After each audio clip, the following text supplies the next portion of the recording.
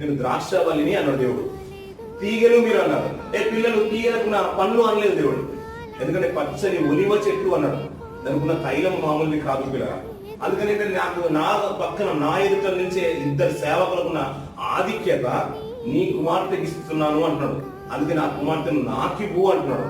అలా కనుక నువ్వు నాకు ఇస్తే దేవుని కనుక మనం సమర్పించుకుంటేనంట నేను బలమైన యోధులను నేను పెంచుతాను. వారు ప్రార్థన చేయడానికి ఏదైతే సంసిద్ధం అవుతారో నేను సఫలపరుస్తాను.